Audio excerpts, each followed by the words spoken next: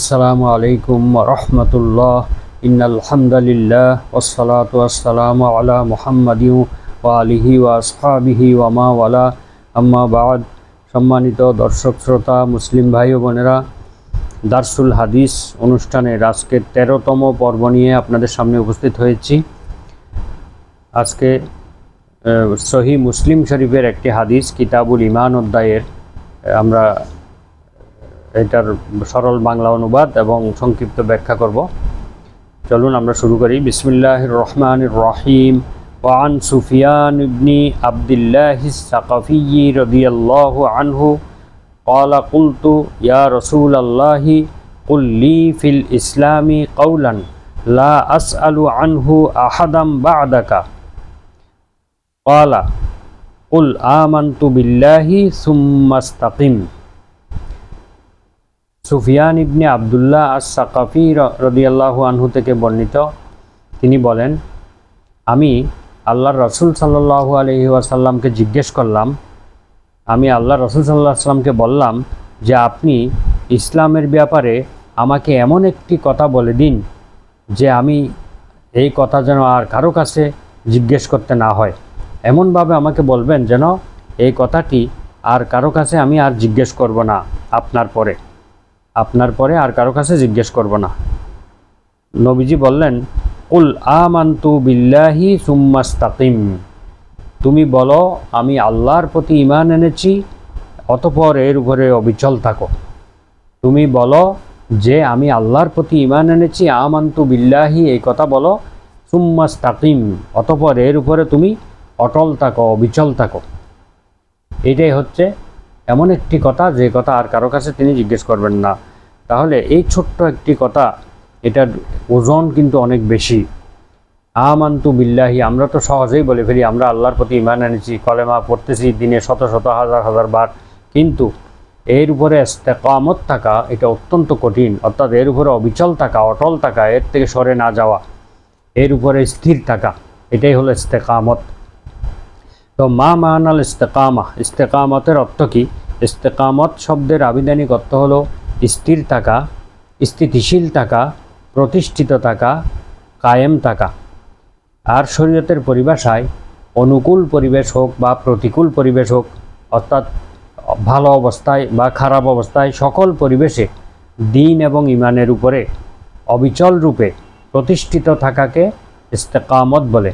ইসলামের সুদিন, ইসলামের দুর্দিন যাই হোক না কেন, ইসলামী বিধিবিধানের উপরে, ইসলামের উপরে টিকে থাকা, এটাই হচ্ছে ইস্তেকামত। অর্থাৎ অনুকূল পরিবেশ পেলে ইসলাম পালন করব, প্রতিকূল পরিবেশে ইসলামকে ভুলে যাব, এই ধরনের কাজকে ইস্তেকামত বলা হয় না, যেটা মুনাফিকরা করে থাকে, এটাকে ইস্তেকামত বলা হয় না। আল্লামা শরফুদ্দিন তিবি রহমাহুল্লাহ এর মতে শরীয়তের যাবতীয় আদেশ পালন করা এবং যাবতীয় নিষেধ বর্জন করাকে ইস্তেকামত বলা হয়। অর্থাৎ আল্লাহর যাবতীয় আদেশ পালন করা এবং নিষিদ্ধ জিনিসগুলো বর্জন করাকে ইস্তেকামত বলা হয়। আর এই ইস্তেকামত নিঃসন্দেহে অত্যন্ত কঠিন একটি কাজ। সেজন্য স্বয়ং রাসূলুল্লাহ সাল্লাল্লাহু আলাইহি ওয়াসাল্লাম ইরশাদ করেছেন, শাইয়াবাতনি হুদুন অফি হুদিন ফাস্তাকিম কামা উমিরত। নবীজি বললেন, সূরা হুদ আমাকে বার্ধক্যে পরিণত করেছে। সূরা হুদ যখন নাজিল হয়, হুদ আলাইহিস সালাম নামে একজন নবী ছিলেন, তার নামে এই সূরাটি। সূরা হুদের মধ্যে এমন এমন বিধিবিধান আল্লাহ তাআলা নাজিল করেছেন যা চিন্তা করতে করতে রাসূল সাল্লাল্লাহু আলাইহি ওয়াসাল্লামের দাড়ি মুবারক, চুল মুবারক কয়েকটি পেকে গিয়েছিলেন। তো তিনি বললেন যে এই সূরা হুদ আমাকে বার্ধক্যে পরিণত করে দিয়েছে বা আমাকে বুড়া বানিয়ে ফেলেছে। সেখানে কি আছে? সূরা হুদের মধ্যে রয়েছে, ফাস্তাকিম কামা উমিরতা, তোমাকে যেভাবে আদেশ করা হয়েছে তুমি ঈমানের উপরে সেভাবেই প্রতিষ্ঠিত থাকো।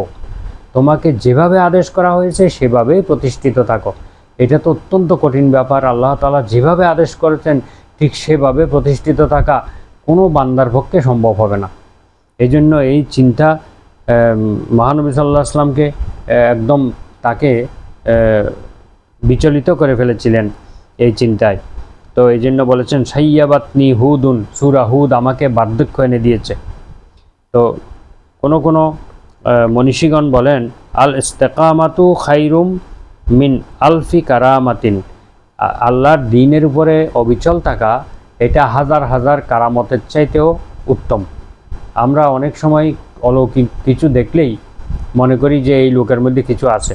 সব কিছুর উপরে হলো ইস্তেকামত থাকা, আল্লাহর দ্বীনের উপরে, নবীজির সুন্নতের উপরে অটল থাকা, এর চাইতে বড় কারামত আর কিছু হতে পারে না। এটাই হচ্ছে সবচেয়ে বড় কারামত।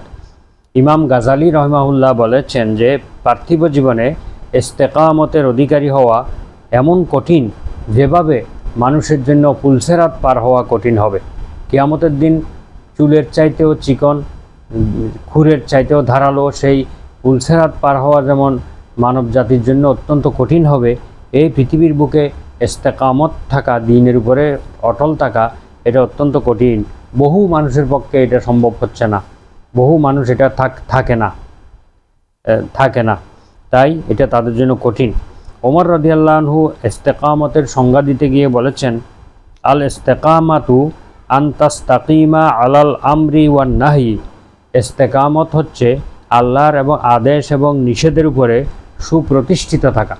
আল্লাহ যা আদেশ দিয়েছেন সেগুলো পালন করা, যা নিষেধ করেছেন সেগুলো বর্জন করা, এবং এর উপরে প্রতিষ্ঠিত থাকার নামই হচ্ছে ইস্তেকামত। ওয়ালা তারুগু রাউগানা সাআলাবে, খ্যাক শিয়ালের মতো সুবিধাবাদী ভূমিকার নাম ইস্তেকামত নয়। ওমর রাদিয়াল্লাহু আনহু বলেছেন, খ্যাক শিয়াল হচ্ছে প্রাণীদের মধ্যে অত্যন্ত সুবিধাবাদী একটি প্রাণী, যে নিজে শিকার করে না, অন্যের শিকার করা বস্তু ভক্ষণ করতে সে পছন্দ করে, এবং সে বিপদের সময় পালিয়ে থাকে, আবার সুসময়ে ভালো সময়ে সেই সামনে আসে, বিপদ দেখলে সে আড়ালে চলে যায়। তো এইরকম খ্যাক শিয়ালের মতো চরিত্রের কিছু মানুষ রয়েছে যারা সুবিধাবাদী, ইসলামের সুদিন দেখলে ইসলামের সঙ্গে একেবারে তারা মিশে যায়, আবার ইসলামের একটু দুর্দিন দেখলে তখন আবার তারা বোল পাল্টিয়ে ফেলে। এমন কিছু মানুষ পৃথিবীতে আছে। এরকম তারা কিন্তু ইস্তেকামত থাকতে পারলো না। অর্থাৎ দ্বীনের, আমি আল্লাহর প্রতি ঈমান এনেছি, এই কথার অর্থ কী? এই কথার অর্থ হলো আমি আল্লাহর যাবতীয় বিধিবিধানকে মেনে নিয়েছি, তার নিষিদ্ধ জিনিসকে বর্জন করেছি, তার বিধিবিধানকে আমার জীবনের সকল ক্ষেত্রে আমি মেনে নিয়েছি।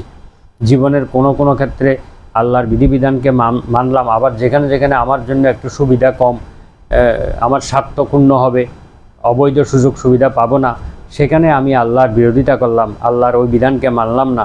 জীবনের অসংখ্য ক্ষেত্র রয়েছে আমাদের। আমরা মানুষের মধ্যে দেখতে পাই যে কেউ ব্যক্তিগত জীবনে ইসলামকে খুব বেশি ভালোভাবে পালন করে, কিন্তু জীবনের অন্যান্য অঙ্গনগুলোতে ইসলামের বিধিবিধানকে মেনে নিতে অস্বীকার করে, এবং ইনিয়ে বিনিয়ে কৌশলে সে এগুলোকে এড়িয়ে যায় এবং এগুলোকে অস্বীকার করে, এবং এগুলো নেই বলে বড় গলায় অনেকে বলে থাকে যে ইসলামে এটা নেই ওইটা নেই। ইসলামের অর্থ ব্যবস্থা, ইসলামের রাজনৈতিক ব্যবস্থা, ইসলামের আন্তর্জাতিক ব্যবস্থা, ইসলামের সমাজ ব্যবস্থা, এগুলো যদি আমরা না মানি তাহলে তো ইসলামকে আমরা কিছুই মানলাম না। সুতরাং আল্লাহর প্রতি ঈমান এনেছি মানে আল্লাহর যাবতীয় জীবনের সকল ক্ষেত্রে সকল বিধিবিধানকে আমরা মেনে নিয়েছি, এবং এগুলোর উপরে অটল থাকতে হবে। এই কথা এখনই আমাদের ভাবা উচিত। মৃত্যুর পরে এই কথা ভেবে কোনো লাভ হবে না, কারণ এই দুনিয়াতেই আমাদেরকে এগুলো ভাবতে হবে। আমরা দুনিয়ার সামান্য স্বার্থের বিনিময়ে লোভ লালসা, পদ পদবি, ক্ষমতা ইত্যাদির জন্য আমরা যেভাবে আল্লাহ তাআলার বিধিবিধানগুলোকে ইগনোর করতেছি, আল্লাহ তাআলার আদেশ নিষেধগুলোকে অবজ্ঞা করতেছি, অবহেলা করতেছি, শুনেও না শোনার ভান করতেছি, এবং কৌশলে এড়িয়ে যাচ্ছি, বিভিন্ন কলা কৌশল অবলম্বন করে আল্লাহর দ্বীনকে আমরা অবহেলা করছি, এর পরিণাম কিন্তু আমাদের জন্য অত্যন্ত ভয়াবহ হবে, এবং আমরা সেই সময় কোনো সাহায্য পাবো না আল্লাহ তাআলার কাছ থেকে।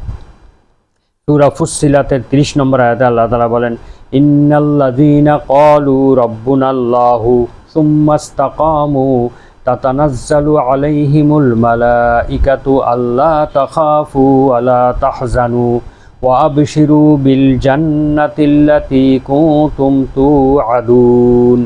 আল্লাহ তাআলা বলেন, নিশ্চয়ই যারা বলবে আমাদের প্রতিপালক আল্লাহ, অর্থাৎ আল্লাহর উপর যারা বিশ্বাস করবে, একমাত্র রব হিসেবে আল্লাহকে যারা মানবে, সুম্মা ইসতাকামু, অতঃপর এর উপর তারা ইস্তেকামত থাকবে, অর্থাৎ এর উপরে তারা স্থির থাকবে, অবিচল থাকবে, অটল থাকবে, প্রতিষ্ঠিত থাকবে।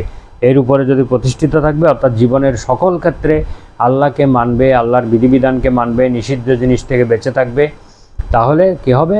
সুম্মাস্তাকামু তাতানাজ্জালু আলাইহিমুল মালাইকা, তাদের জন্য আল্লাহ ফেরেশতা নাজিল করবেন। এবং বিভিন্ন তফসিরে এসেছে এই ফেরেশতারা তাদেরকে বলবেন, তাতানাজ্জালু আলাইহিমুল মালাইকা, তাদের জন্য ফেরেশতা নাজিল হবে মৃত্যুর সময়, মৃত্যুর ভয়াবহ সময়ে তারা ফেরেশতারা নাজিল হবে, তাকে সান্ত্বনা দিবে। তাতানাজ্জালু আলাইহিমুল মালাইকা আল্লা তাখাফু আলা তাহজানু, ফেরেশতারা বলবে তুমি ভয় করো না, তুমি কোনো পেরেশানি, তোমার মধ্যে কোনো পেরেশানি বা দুশ্চিন্তা রেখো না, দুশ্চিন্তা করো না। ওয়া আবশিরু বিল জান্নাতি, তুমি জান্নাতের সুসংবাদ গ্রহণ করো। কুনতুম তুআদুন, যেই জান্নাতের ওয়াদা তোমাকে দেয়া হয়েছে সেই জান্নাতের সুসংবাদ তুমি গ্রহণ করো।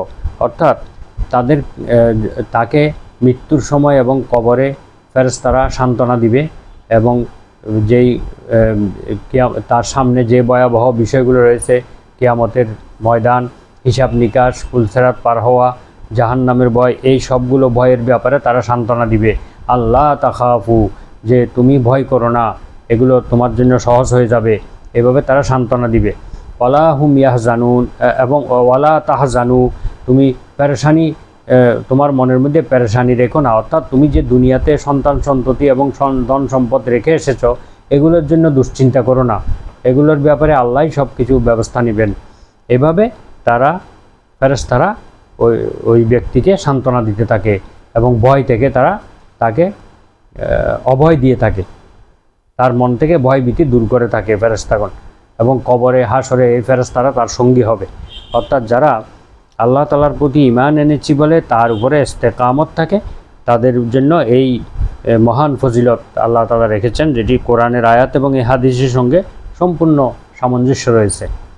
তাহলে এই আয়াতের শিক্ষা হলো, ছোট্ট একটি হাদিস, এই হাদিসের শিক্ষা হলো যে আমরা আল্লাহর প্রতি ঈমান এনেছি এই কথা মুখে বললেই হবে না, এটা কাজে পরিণত করতে হবে। জীবনের সকল ক্ষেত্রে আল্লাহর বিধিবিধানকে মানতে হবে। কোনো এক ক্ষেত্রে যদি আল্লাহকে না মানি বা কৌশলে এড়িয়ে যাই, তাহলে কিন্তু আমাদের এই ঈমানের উপরে আমরা স্থির থাকতে পারবো না, এবং আমরা আল্লাহ তাআলার কাছ থেকে এই সুন্দর সুবিধাগুলো আমরা পাবো না, এবং আমরা জান্নাত লাভ করতে পারবো না। তাই আমাদেরকে আল্লাহ তাআলার বিধিবিধানের উপরে অবিচল থেকে, অটল থেকে জীবন পরিচালনা করতে হবে। তো আমরা আজকের আলোচনা এখানে শেষ করছি। সুবহানাকা আল্লাহুম্মা বিহামদিকা আশহাদু আল্লা ইলাহা ইল্লা আনতা আস্তাগফিরুকা ওয়া আতুবু ইলাইক। আসসালামু আলাইকুম ওয়া রাহমাতুল্লাহ।